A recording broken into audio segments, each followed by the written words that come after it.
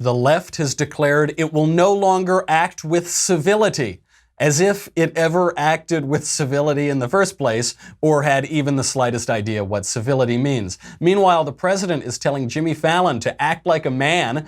A dirty Virginia restaurant kicks out Press Secretary Sarah Sanders, and a muscular national policy is paying dividends from our southern border all the way to Iran. We will analyze the key to civility, acting like a man. Speaking of manning up, a World Cup update from Daily Wire 2 sports correspondent Jeremy the God King Boring. Finally, feminism ruins The Incredibles and everything else. I'm Michael Knowles, and this is The Michael Knowles Show.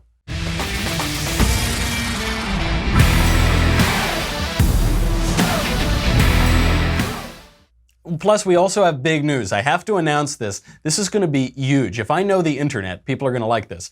In a special live stream, this coming Monday, July 2nd, at 7 p.m. Eastern, we will be joined by special guest Jordan Peterson to celebrate Independence Day. God King Jeremy Boring will host a new edition of Daily Wire Backstage with me, Ben Shapiro, Andrew Klavan, to look back on our country's birth and look ahead to its future. Subscribers will even be able to write in live questions for us to answer on the air. Again, that's this Monday, July 2nd, 7 p.m. Eastern, 4 p.m. Pacific, with special guest Jordan Peterson. You can find our special live stream on Facebook and YouTube, so don't miss it. I can't wait. When we bring Jordan on, I'm going to do that thing that lady interviewer did to him. You know, he'll say like, liberty is really nice in the Declaration of Independence. And I'll say, so you hate women? So you're saying you hate women, Jordan, is that right? Well, no, what about my expression do you think made me think about that, eh? And I'll say, well, it's just because you hate women, Jordan, don't you? Say it, Jordan. That's what we're going to do. It's going to be a lot of fun. We got to bring on Daily Wire 2 correspondent soon. Before we do that, we got to make a little money, honey, because now we don't only have to keep this network on the air, the Daily Wire. We got to keep out Daily Wire 2 so that we can keep getting updates about the World Cup. And I want to thank a wonderful sponsor, Skillshare. Skillshare is so good. I hope you're already using it. If you're not, you're foolish not to. Skillshare is an online learning platform with over 20,000 classes in business, design, technology, and more. I have to keep checking the read on that because every time I look, they have more classes that they keep adding. They're constantly adding new stuff. You can take classes in social media marketing, illustration, data science, mobile photography, creative writing, you name it, they've got it. Whether you're trying to deepen your professional skill set, start a side hustle, or just explore a new passion, Skillshare is there to keep you learning and thriving. Take it from me, folks. I've had a lot of weird jobs in my life, working in politics and show business. I've always had a million side hustles, and I've always found I just throw spaghetti at the wall, and then one of those pieces of spaghetti ends up being a blank book and makes me a lot of money and allows me to get married to sweet little Elisa. It's really important to diversify your skill set. I'm not saying that you also can learn how to not write a book, but you can at least learn a little bit about social media marketing. I have a lot of friends who are making a lot of money doing that on the side. That is always changing. I really like staying up to date by looking into what Skillshare has to offer on that. Definitely check it out. So join the millions of students already learning on Skillshare today with a special offer just for my listeners, not for nobody else, just my guys. 2 months of Skillshare for just 99 cents. That's less than $1. Skillshare is offering the Michael Knowles Show listeners 2 months of unlimited access to over 20,000 classes for just 99 cents. You would be foolish not to do it. I hope you're doing it already. Seriously, it will make your life better if you know more things and you can explore your own hobbies and also make a little money too. Sign up. Go to Skillshare.com/Michael, M-I-C-H-A-E-L. Skillshare.com/Michael, M-I-C-H-A-E-L to start your 2 months now. Skillshare.com, what did I say? /Michael. So today, there's this big debate going on right now between civility. Some people are saying, we're not going to be civil anymore. What is civility? Republicans, you're not civil. Democrats, you're not civil, and you're not nice. Civility and nice things are totally different. And one aspect that they're missing about civility is manliness. Manliness. And what better way to start off a conversation about manliness than to get an update on the World Cup? You know, the manliest game of all. So we turn now to our sister network, Daily Wire 2, and chief soccer sports correspondent, Jeremy the God King Boring. Jeremy.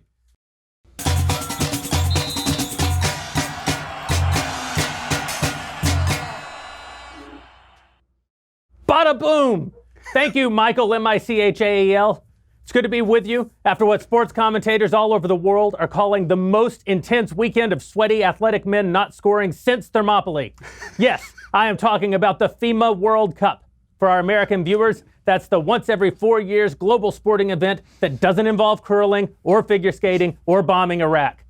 In the most shocking match of the weekend, Uruguay, with a GDP literally lower than Bill Gates, defeated recent global superpower Russia by a staggering 3 points. Those being the only 3 points scored in the match.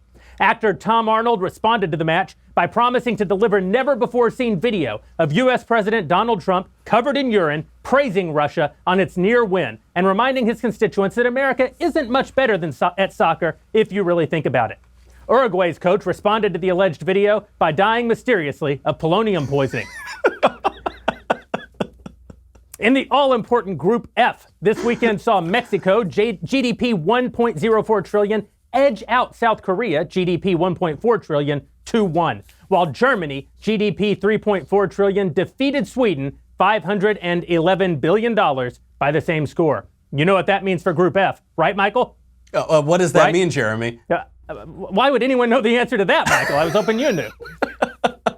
Of course, the most anticipated match of the day today is between one of the most gay-friendly countries in Europe, Portugal, GDP 200 billion, and nuclear wannabes and throwers of gays off of cranes, Iran, GDP 393 billion, a quarter of which was a gift from John Kerry. Iran has promised that their football program is only intended for peaceful purposes, and that the fact that it fits neatly on the head of one of their enormous intercontinental ballistic missiles is strictly coincidental, and also a lie told by the great Satan, who they hope dies, but whom they mean no personal harm, as they are a peaceful nation. The beautiful sport. The beautiful sport indeed. But of course, soccer isn't really, Michael, about who wins and who loses. It's really about women thinking men with accents and zero body fat and stripy shorts are cute, and everyone else rebuking America, capitalism, Western hegemony, masculinity, adulthood, and Jesus. Seriously, Jesus never watched a single World Cup. You can look it up. That's in the Bible. That's just the Bible. Evidence of this can be seen in much of the reporting on the World Cup. Medium.com put out a list of 10 reasons you should watch the World Cup. Reason number 1, Team USA isn't in it. Take that, America. Reason number 3, it's a great medicine against American arrogance. And AL.com, in their 5 reasons you should be watching the World Cup, said it's a true World Cup, you guys. 4 billion people cannot be wrong.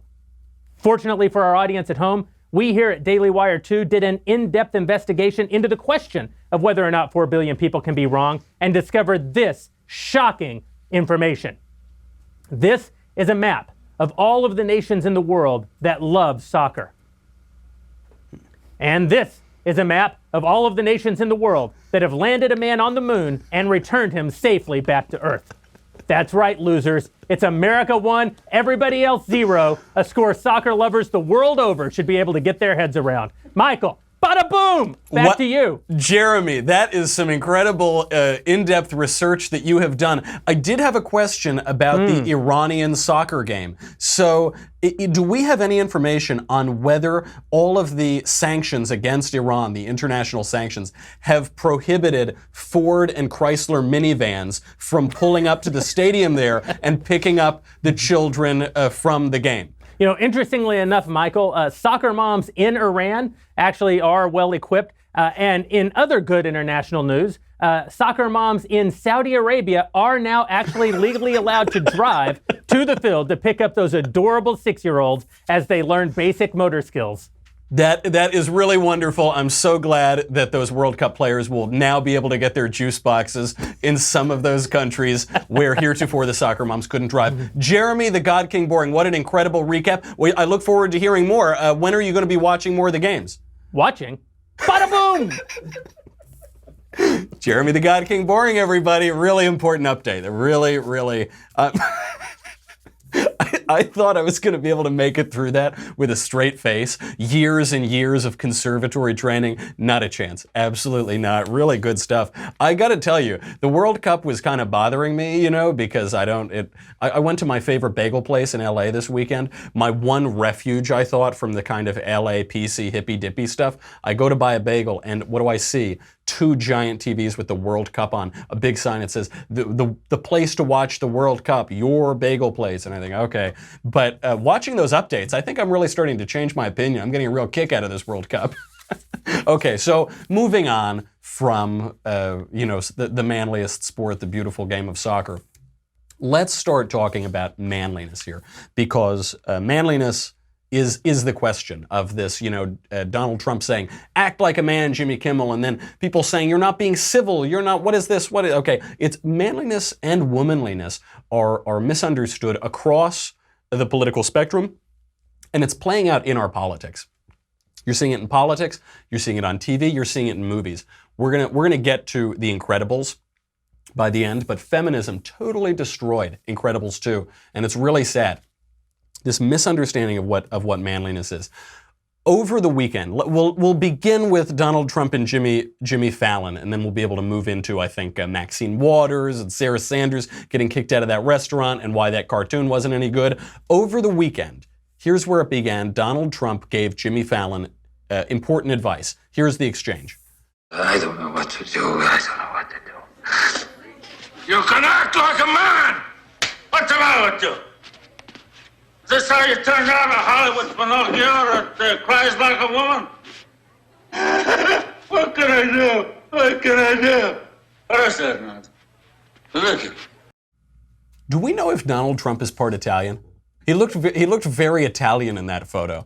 No, it was actually, apparently that was a recreation. That was Marlon Brando and was it Al Martino who played Johnny Fontaine? Somebody, yeah. Really, I think they really captured the essence there, though, of President Trump and Jimmy Fallon. Jimmy Fallon has been complaining for a little while over how mean the left was to him after he did that interview. You remember he did an interview with Donald Trump on his show during the campaign, and he kind of rubbed his hair. He said, I've got a question for you. Is your hair real? And he says, touch the hair. And he goes, rubs it. Oh, the hair is real. Right? Just classic Jimmy Fallon show. Jimmy Fallon is the nice guy. Stephen Colbert, he's the left-wing political guy. And Jimmy Kimmel, he's the everyman, your average Joe, but he's a left-winger too, right? And Jimmy Fallon's shtick is that he's the nice guy and everybody likes him, and he's not going to ask you about abortion. He's just going to play games with you. On his show, he started playing board games with his guests and things like that. Don Rickles was asked if he'd ever been on the Jimmy Fallon show. He said no, he has to learn how to play Jenga first. That's the tenor of Jimmy Fallon's show. So he has Trump on and plays with his hair. And then, by the way, he had Hillary Clinton on the next week, and he played stupid games with her too. And it's just, oh, nice. And he got eviscerated for this by the left. Not the right that was attacking him. It was the left. They said, you're normalizing Trump, as though the nominee of the Republican Party hasn't been normalized, as though the guy that we've all known for 40 years in the pop culture, he hasn't been normalized until Jimmy Fallon scratches him on the scalp. Then all of a sudden he's a real threat. So they were so mean to him, and it kind of broke the guy. This is going to play an important role a little later in the discussion between the difference between civility and niceness. Because Jimmy Fallon, man, he's just a nice guy. Here is Jimmy Fallon just crying, basically, really upset and complaining about what the left did to him after he talked to Trump on the show. I'm just doing 5 hours a week, man. I'm like working, I get in at 10 in the morning, I work till 7 at night. I'm just trying to make a funny show. Yeah. You know the grind, so, and it's, me, I should have been worried when we were number one and whatever. So I never cared about that. I never will. I just want to make sure we had the best show possible. Yeah. But it was definitely a downtime, and it's tough for morale for, people. It's 300 people that work here. And so people are talking that bad about you and ganging up on you and really gang mentality. Oh, it was insane. It was people you wouldn't expect. And you're a sensitive guy. You go, what? You go, all right, we get it. I heard you. Right. You made me feel bad. So now what? You happy? I'm depressed. You want to push me more, or what do you want me to do? I know. What are you supposed? I mean, you want me to kill myself? What would make you happy? Get over it. You've said your only regret about it really is that you didn't speak to quell the issue sooner. Is that right? Yeah, I probably should have just talked and just done interviews immediately after. You're like, I don't believe in. Well, you don't do a lot of interviews, any politicians. I don't, but it's like, I host a talk show every night. Right. Why would I be on a show? Right. The fact that you're having me on, it's like, dude, hopefully people tune in. No, but it's like, come on. But I go, yeah, I'm sorry. I don't want to make anyone angry. And that's it. He says I actually sort of feel bad for the guy because he didn't sign up for this. He's actually trying to keep his late night show nonpartisan. But he said, they all ganged up on me. And the left loves ganging up these days. First of all, they're defending MS-13. They're defending one of the worst gangs in the world, violent gangs. Then they Maxine Waters is saying, gang up on them. When you see someone gang up, that woman who owns the restaurant, the Red Hen in Lexington, Virginia, said, gang up on Sarah Sanders, go gang up on her. We'll get to that in a minute. He's seeing that, they ganged up on me. And that's what the left does. They do gang up, but that's just the way it is. So of course, President Trump responds here in his very Trumpian way. He says, Jimmy Fallon is now whimpering that he did the famous hair show with me where he seriously messed up my hair and that he would have now done it differently because it is said to have humanized me. He's taking heat. He called and said, monster ratings. Be a man, Jimmy. Be a man, Jimmy. So, of course, it is kind of funny, as he says, he messed up my hair. Be a man, right? And that is a kind of funny juxtaposition. But that last advice in there, be a man, Jimmy, is really important. It's something totally lacking in the culture right now. And the question is, what is a man? What is a man? Because the right gets this wrong sometimes too. It is true that the left is all these soy boys, as they are called, but the right sometimes has this obsession in dark corners of the internet with alpha males and beta males and blah blah and I'm a knuckle dragger blah blah, right? But that isn't manliness either. You find manliness in the virtues. That's where the word virtue comes from. It's from vir, V-I-R, which is man in Latin. Virtue. There is a virtue in acting like a man. Harvey Mansfield wrote that good book on it, Manliness, and he says that manliness has a sort of brutal force to it, but it also has a refinement and a politeness. So he gives the example, sometimes it's manly to hold the door for a woman and allow her to enter before you go in. And then sometimes it's manly to push her out of the way and say, get out of my way, I've got to stop the bad guy, right? Both of those things are manly, and they seem different, but they're part and parcel. Manliness is not nice. Jimmy Fallon is nice. That's why Donald Trump tells him he's got to act like a man. Manliness is not nice. Niceness is pleasantness. To be nice is like, he's such a nice guy. He's pleasant. He's agreeable.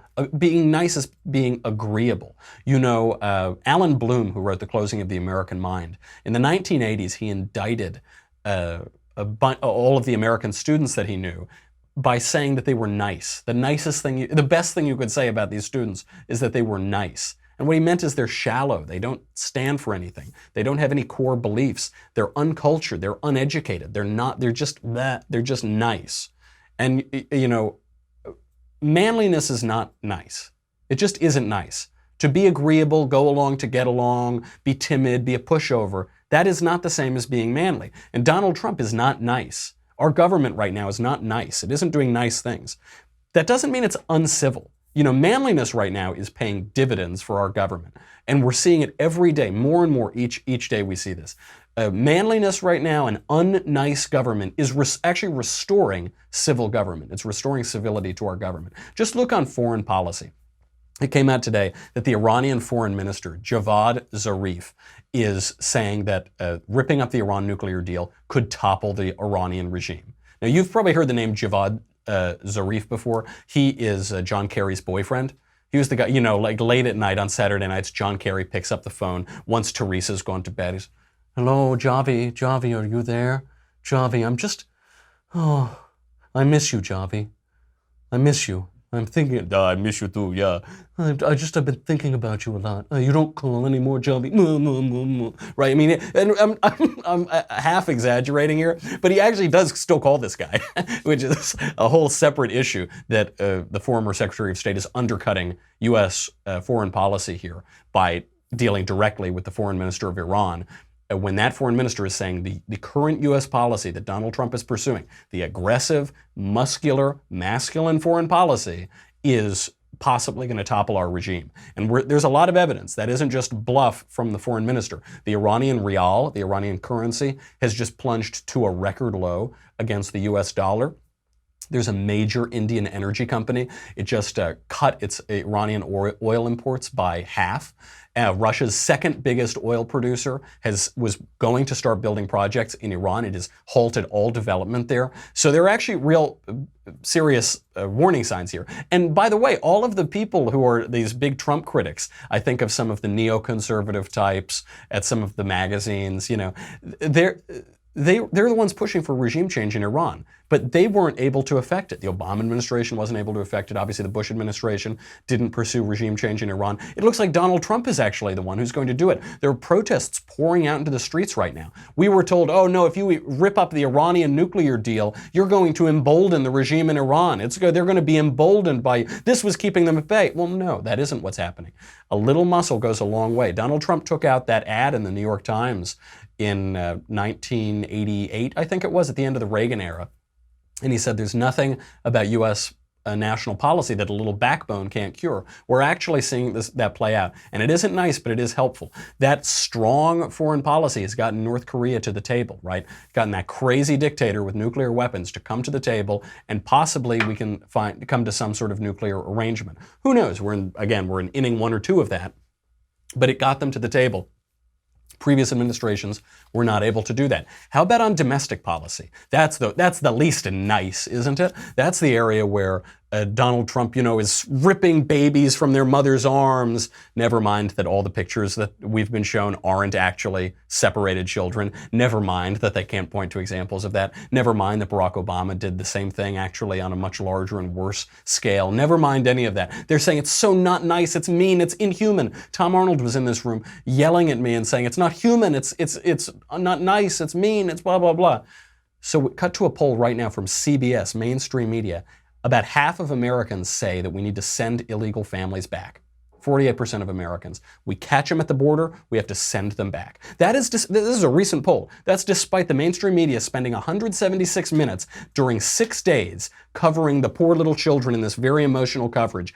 Mainstream media spent 6.5 minutes covering Barack Obama when he did exactly the same thing on a larger scale. That means that I'm no math expert. That means that the mainstream media spent 27 times more coverage on Donald Trump, all of these emotional segments. Nevertheless, about half of Americans say send them back because that's what we want. Maybe that's not nice. Maybe it would be more agreeable if we just rolled over and were pleasant and said, oh, come into the country. Anyone who wants to come on in. Oh, you want to bring drugs? Bring it. That's okay. I'm not going to stop you because I'm a nice guy. I'm a nice guy, so why would I you want to traffic in human little babies and you want to have little kids come over and force them to work on farms? Oh, that's okay, I'm not going to stop you, I'm really agreeable.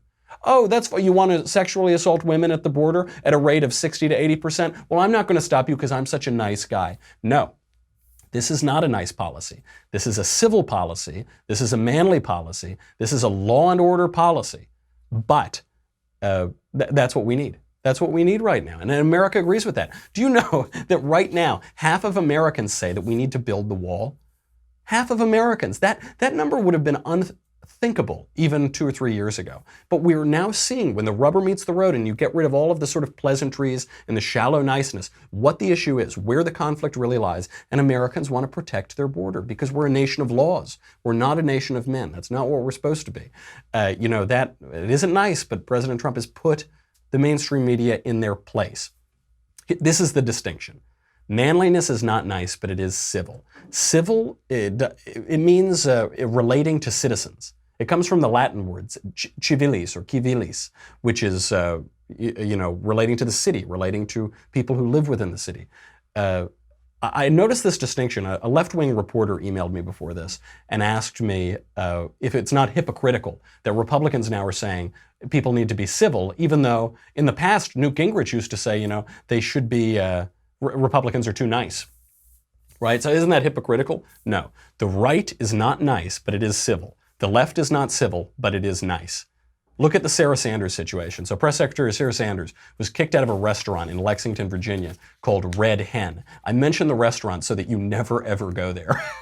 You should, obviously, right? I mean, she kicked her out. The owner there is Stephanie Wilkinson. And here's how the event went down, because I don't know if this part's totally been covered. So Sarah Sanders goes in with some friends, sits down at a table, they start eating. The staff at this restaurant calls up the owner, Stephanie Wilkinson, calls her up at home and says, The press secretary is here. What should we do? And Stephanie Wilkinson said, I'm going to come down there and kick her out. So she goes down and she marches up to Sarah Sanders and she says, you need to leave. I don't want to serve you at my establishment, so I want you to leave. And what does Sarah Sanders do? She leaves. For reaction, we cut now. Andrew Garfield, what do you think about that? We are all sacred and we all belong. So let's just bake a cake for everyone who wants a cake to be baked. Oh, that's sort of surprising from the left. So she should have just served Sarah Sanders, I guess, right?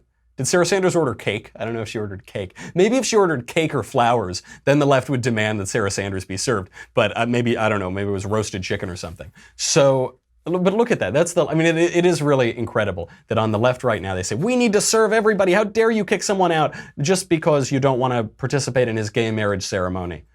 How dare, that's wrong, that's terrible. But if I don't like somebody, I'm not going to serve them. Is Andrew being civil here? No. When he says bake a cake for everybody, no, that's just nice. Oh, wouldn't it be nice if we just baked cakes for everybody? But it's not civil because it actually undercuts how citizens relate to each other in a free republic. By the way, the Sarah Sanders story doesn't end there. According to Mike Huckabee, the owner of the Red Hen, nobody's really talked about this yet, followed the rest of the people across the street. So Sarah Sanders and her husband go home. The rest of their dinner party goes across the street. She follows them across the street, calls up other people, organizes a protest to yell and scream at them from outside the other restaurant and create this scene. Definitely not civil. Civility is not nice, it's not glib, it's not charming, it's not weak, it's not timid, it's not all those things that we think it is. Civility means you can say hard things. Nice people can't say hard things. Civil people can say hard things. It's just a formal manner of behavior. It's to say, be an adult. Act like a man. Don't be like a little boy. Little children yell and scream, and that's why we don't let little children govern us. The left wants to lower the voting age at this point, I think, to like 7. But why'd I check my watch for that? But they want to lower. But when you have to grow up and behave as though you're worthy of the freedom that we have in a republic, as though you're worthy to be a citizen. Unfortunately, we don't have that. To just put a little button on it, let's turn to the emblem of the left these days, crazy old Maxine Waters. We want it done now. We're going to insist on it. If you think we're rallying now, you ain't seen nothing yet. Already, you have members of your cabinet that have been booed out of restaurants, who have protesters taking up at their house, who's saying no peace, no sleep. No peace, no sleep. And guess what? We're going to win this battle because while you try and quote the Bible, Jeff Sessions and others, you really don't know the Bible. God is on our side. On the side of the children. On the side of what's right. On the side of what's honorable. On the side of understanding that if we can't protect the children, we can't protect anybody. And so, let's stay the course. Let's make sure we show up wherever we have to show up. And if you see anybody from that cabinet in a restaurant, in a department store, at a gasoline station, you get out and you create a crowd. And you push back on them. And you tell them they're not welcome anymore, anywhere. We have to protect the children. We have to if you can't protect the children, you can't do anything unless you want to kill them in the womb, and then do that. And definitely do that. Don't protect the children. But that makes you a good person. But otherwise, you have to protect the children. So of course, I don't even know if she understands this. I don't know if Maxine Waters understands very much, but this is not going to turn out well. What she is proposing is mob violence. That's what she's asking for. She says when you see somebody that you disagree with and you don't like, you surround them, you physically intimidate them, you scream at them, you go to their place of residence and you keep them awake at night and you don't let them sleep and you drive them crazy so that bad things happen to them, to their body, to their lives, to their families.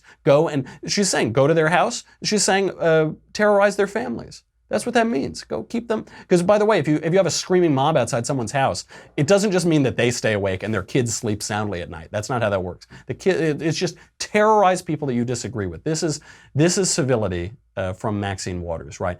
And of course, listen to how she says it. She goes, they don't know the Bible. Reverend Maxine, Father Maxine, Bishop Maxine is telling us about the Bible, right? They don't know that, but we know God's on our side. It's on our side, right? The irony of this, of course, is a total misunderstanding of what civil society is, what government is. Because guess what? Maxine can criticize her opponents of things. She might not understand what she's criticizing for exactly, and we can criticize Maxine for things. And then if our solution to that is to terrorize one another, then we don't have a government, we don't have a country, we don't have a society anymore. You can't communicate. What they are saying, what the left is saying, Maxine Waters is their mouthpiece, saying stop communicating, stop trying to get along and live together, stop trying to deal seriously with issues, but in a formal manner of politeness that allows us all to live in relative peace and harmony. She's saying, forget all that, burn it all to the ground. That's what they want. You know, how does one respond to this? Well, the right should still be civil. The right should still be manly, you know, I mean, because those two things, civility and manliness, it says everything about the person who's doing it. It doesn't say anything about the opponent. They're all kind of crazy Maxine Waters running around, and that doesn't mean that we should get in the muck and start terrorizing her, does it? No. We should say hard things. We don't have to be nice about it, but you don't want to start keeping Maxine Waters' family up at night, right? Maxine, she's always been like this, by the way. She loves violence. During the LA riots in the early 90s, she loved it. She said, oh, what a wonderful thing. How great. Oh, this is such a pivotal moment. We're burning down all of LA. That's great. Isn't that wonderful? You know, the sort of stuff that she's advocating, we're seeing it all over the place already. In Florida, the Attorney General, Pam Bondi, just came out. She said 3 huge guys came up, were screaming at her, cursing at her 1 inch from her face. Then one guy spit on her head. That's the world that Maxine Waters wants. That's what she wants. But it's okay because Donald Trump said a naughty word 10 years ago. That's okay because Donald Trump is enforcing immigration law. Immigration law that Barack Obama also partially enforced. Immigration law that was passed 10 years ago, more than that. And parts of which were decided 20 years ago. Keith Ellison, deputy chairman of the Democrat Party, is now saying he's posing in photos with people who say the U.S. is stolen land. That's what they're saying. They're undercutting the fabric of the United States itself. And maybe the left is going to tune into my show. If you know anybody on the left, tell them to tune in right now. Because I'm going to give them important advice. They don't know what civil means. They don't know what civility is. You know, they don't understand these semantic distinctions. I did that Prager video on why words matter, on how these semantic distinctions actually matter a lot. We don't teach civics in school, and so it's no surprise that these people don't know what it means. Civics requires good faith. It requires you to be an adult. It requires virtue. It requires the virtues. All of our founding fathers talked about this. They said, you know, this free republic is only fit for a moral and a religious people, for an upright people, for a people who educates itself, for a people who works hard, for people who isn't vicious, who don't have all the vices, who possess virtues. And this isn't virtuous. This isn't manly. This isn't grown up. This isn't adult. They're acting like little children. They're uneducated, uncultured. They just scream naughty words and they spout moral idiocy. They're behaving like little children. But if you're gonna try to preserve the country, you gotta act like a man. You gotta do what real Donald Trump said to Jimmy Fallon. Don't act like a little boy. Don't act like a little kid. You gotta grow up. Now, speaking of children, we're gonna talk about this kids movie, which gender politics and not being a man and all that sort of stuff has also destroyed. Before we get to it, I got to say goodbye to Facebook and YouTube. I'm sorry. And I got so much to talk about on The Incredibles. I'm catching a lot of heat and a lot of praise for my review. It's a little polarizing, but I'll explain to you why I'm completely right. If you're on Facebook and YouTube, go to dailywire.com. If you're already there, thank you for being a subscriber. You help us keep the lights on. You keep Covfefe in my cup. What do you get? You get me, you get the Andrew Klavan Show, you get the Ben Shapiro Show. It's $10 a month, $100 for an annual membership. You get to ask questions in the mailbag. That's pretty good.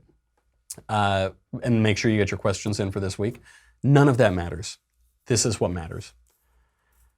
50% of Americans want to build the wall. That's good.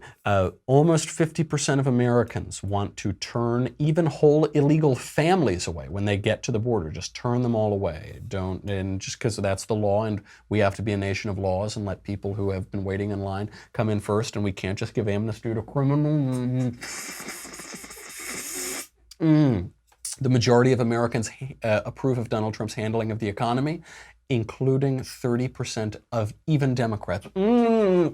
I can't take anymore. Go to dailywire.com. Get your own leftist ears tumbler. You need it. I can't. It's already full again. I just drank the whole Covfefe container, and it's already full back up. Go to dailywire.com. We'll be right back to talk about The Incredibles.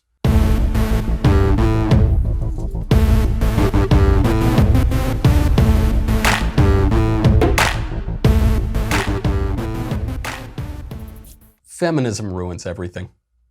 This is where we get, I was talking before about manliness as a kind of the difference between being a little child and being a grown man. Now I'm going to talk about manliness as the opposite of feminism. There's a subtle distinction here because feminism ruins everything. It ruins everything. It even managed to ruin The Incredibles. I have kind of a fresh face on this. I don't like superhero movies. I don't ever see little kids' movies. I just don't go to them. I only want to see like foreign films in like Liechtensteinian with subtitles that I can wear a beret to and smoke cigarettes during in the theater. I really like those kind of more pretentious movies.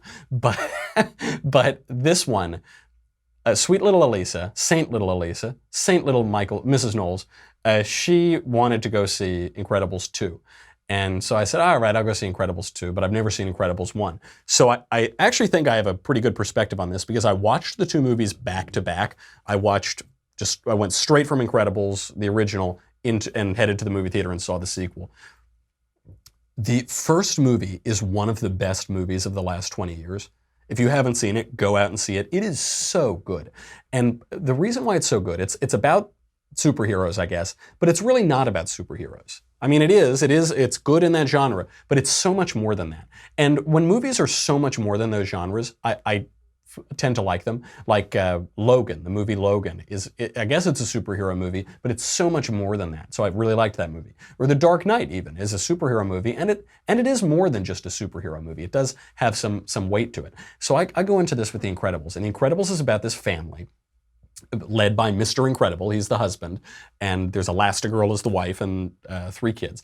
But it's a movie about something. It's a movie about a midlife crisis.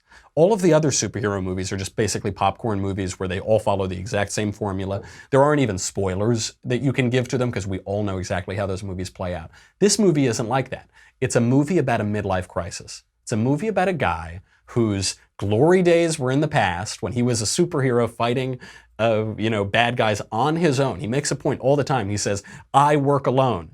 I work alone. They're telling you something. It's because he's single, because he's a bachelor, because he doesn't have kids and a job and a car and this. And he's just got all of his adventures there. And then he trades all of that in for a wife, a stay-at-home wife, and 3 kids and a car and a desk job in the suburbs. He trades all that in, and he's kind of miserable about it, and there's some drudgery to it. So what does he start doing? He starts doing things that guys going through a midlife crisis do. He starts lying to his wife. He starts staying out a little late with his friend and just try to relive the good old days. And his friend is like, what are we doing, man? Come on, right? He buys a sports car, and he starts going on these clandestine rendezvous with a beautiful young woman, all without telling his wife. And when his selfishness, when his recklessness finally gets him into trouble, what happens? It's his wife who comes and tries to find him because she's jealous. She's nervous. His selfishness is about to ruin his family. And she catches him in the arms of another woman. Now, of course, because it's a kids' movie, they work around this in certain ways. But that's the basic structure of it. This movie is so good. Even the bad guy his name is Syndrome, and it's a pun. It's a pun on sin because it's a movie about his own, Mr. Incredible's own original sin of pride, his own selfish pride. The bad guy in that movie, if you haven't seen it, I don't care about spoilers because this came out 14 years ago. The bad guy was his biggest fan as a little kid. He called himself Incrediboy, and he really liked him. He's a manifestation of Mr. Incredible's own selfish ego. It's that syndrome, right? S-Y-N or maybe S-I-N, and the Syndrome character, he is just a mere mortal, but he wants to be like a superhero, which is to say, make himself like a god. So he creates all this technology to try to do it, right? And the only way that things come right in the end is when Mr. Incredible realizes that looking to the past and his old glory days as a bachelor, is looking to them as the good old days. That's totally backwards. He says to his kids, he says to his wife, You're my greatest adventure. My greatest adventure lies ahead of me because I'm moving forward in my life. I'm not stuck in the past, and needing to drive a sports car to try to pick up chicks. And so they come together as a family, and then they defeat the bad guy. And as if this weren't clear enough, these two old characters at the end, Frank and Ollie, one says, he goes, oh, that's old school. They did it the old school way. The other guy says, there's no school like the old school, right? That's oh yes, he did the traditional thing. And that worked. That saved the day. Even, the way they beat the bad guy is they do things that families do. They argue over a remote. The father throws a pass, like a football pass to his son. Right? It's so beautiful. It's a really good movie. I mention that because this new movie is so much worse. It's so bad. It's like the second movie is an apology for the first movie. The second movie begins, there will be some spoilers later, not quite yet. The second movie begins exactly where the first movie left off. So it's not like there's a huge time delay here. And then it basically just undoes the first movie. Everything in the first movie, it just says, no, never mind. I'm sorry, we shouldn't have said that. So something you probably have already heard, probably from the trailer, is that this movie is much more focused on the wife, on Elastigirl. So here come some spoilers. She's got all the action sequences. She's gonna do the job. She's gonna fight the bad guys. And her husband is gonna be stuck at home with the kids, which he obviously screws up because what an idiot husbands are, right? I mean, wives are just so much more competent than their husbands. Like, can he even work a microwave? Ha ha ha, right? And look, this is the oldest joke in cheap humor, right? This is every sitcom, every TV commercial for the past 30 years has been about how the wife does everything great, she's perfect, she's the genius, she's brilliant, she's totally competent, and the husband, that guy can barely put his shoes on. What a dummy. How did he make it out of like his house as a kid? I mean, without getting hit by a bus or something. That's what they set up here. The movie can never give the wife any character flaws, because she has to do everything perfectly. And she did, and Mr. Incredible, he's just sort of tangential. But another reason, again, some more spoilers here, why this is it undercuts the first movie, is that in the first movie, it's Mr. Incredible who looks at his old days doing all the adventures with the bad guys and stuff, and the wife says, no, you're a family man now. Get a job, live in the suburbs, raise your family, be a good guy. She doesn't want to go off and fight bad guys. She doesn't want to go off on her own and have independent adventure. And then in the second movie, which begins exactly where the first movie lets off, all of a sudden she said, never mind. No, I want to go fight bad guys on my own again. Oh no, that'll be fun. Oh, that was so fun when I fought that bad guy on my own. It's just this feminist undercutting of the whole thing. And now some people are saying, major spoiler here, so close your ears for 20 seconds if you don't want to hear it, that the villain in this movie is a feminist. She's like it's an embodiment of feminism.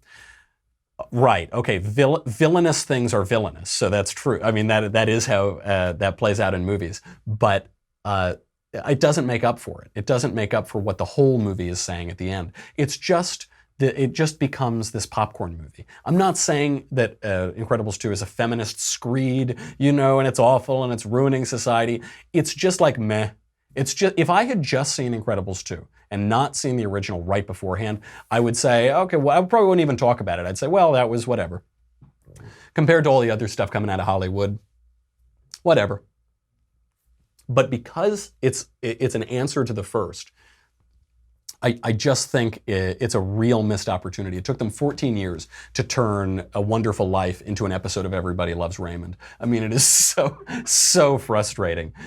So let me know what you think. I know people have been tweeting me about this for 2 days since I put my review out. So let me know what you think. I'm happy to hear more about it, but I have to tell you, I'm completely right. So that's the show today. Tune in again tomorrow. We have some pretty crazy guests coming up. I don't want to ruin it, though, and tell you all about it. In the meantime, I'm Michael Knowles. This is The Michael Knowles Show. I'll see you tomorrow.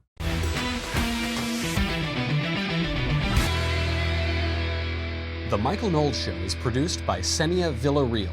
Executive producer, Jeremy Boring. Senior producer, Jonathan Hay. Our supervising producer, Mathis Glover. And our technical producer is Austin Stevens. Edited by Jim Nickel. Audio is mixed by Mike Coromina. Hair and makeup is by Jesua Olvera. The Michael Knowles Show is a Daily Wire Forward Publishing production. Copyright Forward Publishing 2018.